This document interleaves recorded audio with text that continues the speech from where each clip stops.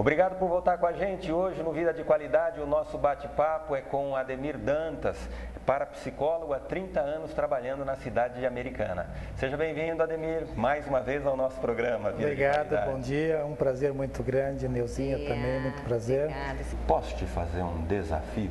Com certeza. Fugindo aqui da nossa pauta, vamos iniciar uma sessão de terapia aqui agora. Eu tenho algumas dúvidas, creio que a Neuzinha também tem algumas Muitas dúvidas. dúvidas. E você que está nos assistindo, tenho certeza também que tem algumas dúvidas, porque é muito comum, né, Ademir, as pessoas pensarem em terapia quando tem um problema. Eu estou com um problema instalado, um problema psíquico ou psicológico instalado. Aí eu vou procurar o terapeuta. É normal isso? Ou a gente pode, de repente, fazer uma terapia para prevenção, para nunca chegar a ter um problema? Que essa é uma dúvida minha. Seria o correto, seria o mais eficiente para uma pessoa que está passando por alguns conflitos, sejam eles emocional ou sejam eles psíquicos. O que faz uma pessoa procurar o terapeuta, eu como parapsicólogo há 30 anos aqui em Americana, como você citou, nós observamos o seguinte: a pessoa ela só entende que ela está realmente doente, vamos colocar a palavra doente não como uma pessoa que tem uma necessidade, de um processo de internação ou um procedimento médico mais agressivo, mas doente no sentido dela não estar se sentindo bem com a vida, doente no sentido dela não estar se sentindo bem com ela mesma. Então, ou ela está muito ansiosa, muito deprimida e ela está sofrendo grandes transtornos emocionais. E esses transtornos causam um prejuízo muito grande para a vida dela, para o relacionamento dela. Seja o relacionamento em casa, com a esposa, com os filhos, seja o relacionamento profissional, é onde ela começa a perder o ânimo, começa a perder o interesse, ela começa a ter dificuldade de fazer as coisas que normalmente ela fazia. Ela vive um estado, além de deprimido, muito ansioso, onde ela perde o controle tanto do seu corpo quanto o controle da sua mente. Nesses estados é que as pessoas sentem que elas precisam de procurar um tratamento. E ainda existe uma resistência muito grande. As pessoas relutam para aceitar que elas estão ou com uma depressão ou com um transtorno de ansiedade já muito elevado, que ela traz na vida dela muito sofrimento e não se sente capaz de resolver esses conflitos internos. Então, a pessoa, para ela procurar a terapia, primeiro ela precisa realmente aceitar que ela tem um problema. Enquanto ela não aceitar, é muito difícil. Hoje em dia eu acho que as pessoas estão um pouquinho aceitando um pouco melhor, porque antigamente era só louco, né, que procurava uma terapia. E ainda existe pessoas que pensam assim. Neuzinha, existe um tabu muito grande quando se trata de transtornos mentais. Quando você vai falar, uma pessoa sofre de transtorno mental, ela já pensa que ela é louca, que é um transtorno natural da vida, que todo indivíduo está passando. É o estresse, é o esgotamento, é a irritabilidade, né? É o nervosismo, é a pressão no trabalho, é a irritabilidade associada a comportamentos agressivos. Isso são transtornos. Por exemplo, você está no trânsito, de repente alguém passa com o carro e te fecha. E aí você é movido por um sentimento de raiva e você aperta a buzina, né, e você quer revidar aquele comportamento. Pode gerar, né, uma ação e reação tão elevada que pode ocasionar uma tragédia ou um acidente entre essas pessoas. Mas isto não é visto socialmente como um transtorno, porque a pessoa ela está inserida dentro de um contexto social na qual ela considera isto um comportamento normal. Então, quando você fala em transtornos não psicóticos, é isso, são pessoas que vivem extremamente perdendo o controle de si mesma, estão vivendo um sofrimento muito grande com relação aos seus próprios problemas da vida, pessoais, profissionais e assim por diante.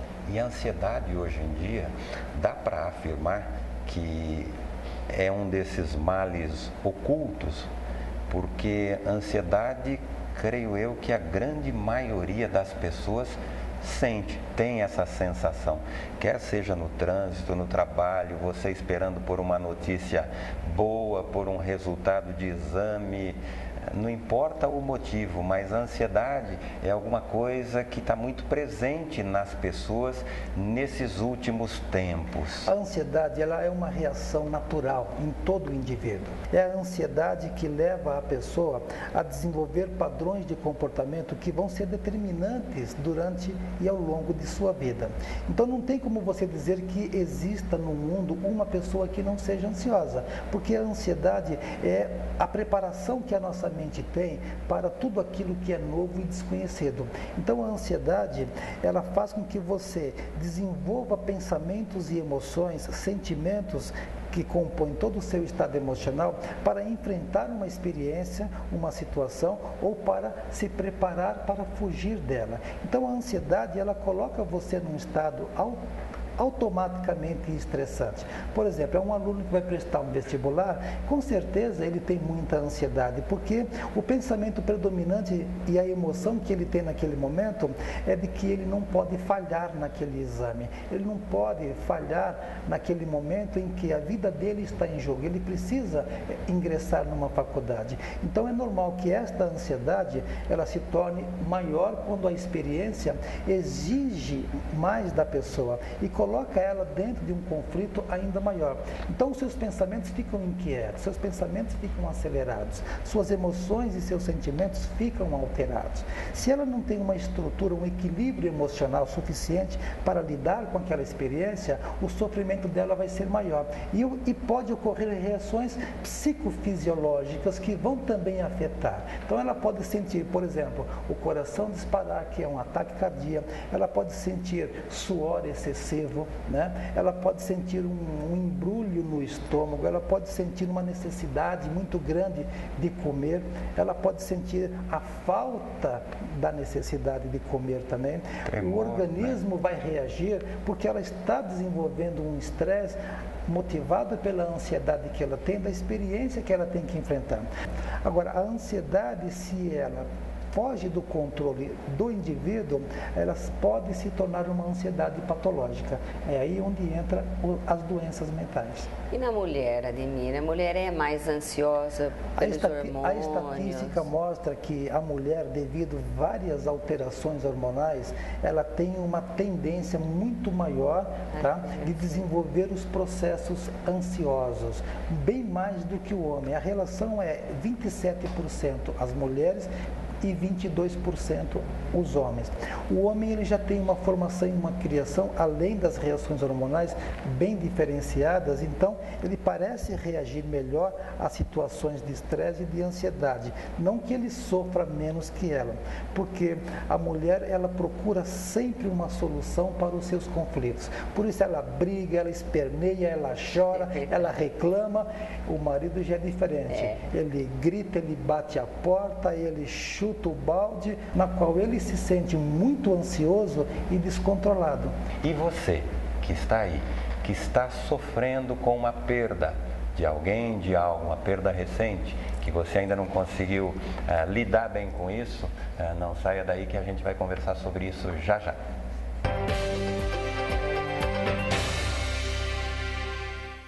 Ademir, perder algo ou perder alguém que a gente ama, como é que isso afeta a nossa mente? Veja bem, quando nós estamos vivenciando uma experiência de luto, que é a perda de um ente querido, com certeza nós temos que passar por um processo, que é um processo de negação, é a primeira fase da perda, é aquele momento que você fica completamente desesperado e você não quer aceitar aquela realidade. Depois, a segunda fase do luto é a fase da depressão, onde você começa a ficar triste, melancólico, deprimido, porque você realmente perdeu alguém que foi muito importante na sua vida, alguém que você amava e estimava muito. E a terceira fase é a fase da aceitação. Então nós temos a negação, a depressão e a aceitação. Isto vai levar em média de 4 a 6 meses para você superar uma experiência emocional do luto. Algumas pessoas podem até levar um tempo maior, porque porque elas têm dificuldade de organizar as suas emoções com relação à perda de alguém. O mais importante é observarmos o seguinte: quando a pessoa está num estado depressivo, em função de uma perda, e você pode entrar em depressão não apenas porque perdeu o pai, a mãe, um filho, um cachorro, um animal de estimação. Você pode entrar em depressão apenas pelo fato de você não conseguir superar aquela experiência. Então, a perda, ela vai desencadear numa pessoa que tem uma predisposição à depressão, um estado muito mais elevado da doença, né? E dentro desta depressão, ela pode desenvolver também outros episódios, outros transtornos associados à ansiedade, como por exemplo a síndrome do pânico. Então depende de como foi aquela experiência. Se você perdeu uma pessoa, por exemplo, num acidente, você pode associar aquele acidente a um estado de ansiedade tão elevado que você começa a ter muito medo. Medo de também passar por aquela experiência. E esse medo pode desenvolver um ataque de pânico no futuro. Então, a nossa mente, ela é muito sensível, ela é muito frágil e as pessoas precisam ter o equilíbrio necessário para poder superar cada experiência que a vida está oferecendo para você. E entendermos que o sofrimento, ele não vem somente para colocar você num estado negativo da vida. O sofrimento muitas vezes também é necessário para o seu próprio crescimento, para você começar a dar valor a outras coisas que a vida também lhe oferece. Tem tantas coisas belas, bonitas e agradáveis em nossa volta que, olha a diferença, o ansioso ele se preocupa se vai dar certo, o deprimido ele acha que não vai dar certo. Né? E a pessoa que tem ataque de pânico, ele já acredita que realmente não se sente capaz de fazer com que nada dê certo. Então, é o pensamento, é a emoção, é o sentimento, é a maneira como a pessoa expressa aquilo diante da própria vida dela. Eu já passei por momentos difíceis na minha vida e se você não tenha vergonha de pedir ajuda. Eu tive depressão, eu tive síndrome de pânico e tive anorexia. Isso é terrível. A dor é muito grande, não é? É muito complicado. Eu não podia pegar um carro, eu ia dirigir, começava a taquicardia, a mão suava frio. Eu tinha medo de tudo. Medo de medo tudo. Irracional. Você não sabia do que estava sentindo. Não, é uma sensação, você tem tudo e ao mesmo tempo não tem doença, não tem nada. O que ocorre dentro da síndrome do pânico é que a mente, ela automaticamente entra em curto-circuito. É como se houvesse um pane. Então ocorre uma alteração bioquímica muito grande no nosso cérebro. E esta alteração bioquímica vai afetar diretamente o nosso corpo, por isso que o coração dispara, por isso que o estômago embrulha, as pernas ficam mole, a pessoa tem a sensação de que ela vai cair, vai desmaiar. Se ela está dirigindo, ela acha que ela não vai ser capaz de se concentrar no volante, no carro, no veículo, naquilo que ela está fazendo. Então, coloca a pessoa num estado paralisante mesmo. E depois de um episódio de pânico, a pessoa desenvolve uma outra patologia, que chama-se agorafobia, é o medo do medo. Ou seja, uma vez que eu senti medo daquilo, agora eu tenho medo de passar por aquilo para sentir outro medo, novamente. Então, a agorafobia, o medo do medo, é quando você tem uma experiência ruim e você evita aquela experiência porque você tem medo do sofrimento que aquilo te causou. Então, é onde as pessoas com síndrome do pânico acabam muitas vezes desistindo de fazer as coisas que antigamente fazia na vida. Verdade. E isso se tornou uma doença tão incapacitante que hoje tem pessoas que não saem de casa, não conseguem dirigir sozinhas, elas só saem acompanhadas porque elas precisam de alguém que dê a ela a segurança necessária para ela fazer as coisas que ela tem que fazer. Aí vem a insônia. Então começava ao entardecer, eu deixava o Silnei, minha mãe, desesperado, porque eu já ligava, o sol está desaparecendo, está sumindo, eu não vou dormir. Como é que você se sentia, Cirnei, quando você via esses episódios? Viu? Essa é uma sessão de terapia. Infelizmente a nossa sessão de terapia está chegando ao final. E nesse programa aqui, né, quem tem que encerrar a terapia sou eu, né, e não o terapeuta. Mas, Ademir, Neuzinha, eu acho que foi um prazer esse bate-papo. Foi muito bom. Fica aquele gostinho de quero mais, né? Então quero te agradecer mais uma vez por estar aqui com a gente. E fica aí o convite para uma nova sessão.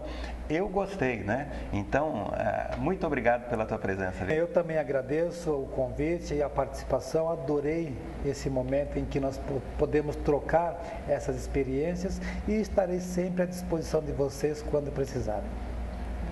Maravilha. Neuzinha, quer finalizar? Eu queria parabenizar o Cirnei, que hoje é aniversário dele. Que Deus abençoe e traga muita luz. Obrigado, meu Deus, por ter dado um marido desse maravilhoso e uns filhos abençoados. E para você, um beijo, uma ótima semana. Vida de qualidade é isso. Ficamos por aqui. Espero que você tenha curtido essa sessão de terapia. Um grande abraço e até o próximo Vida de Qualidade.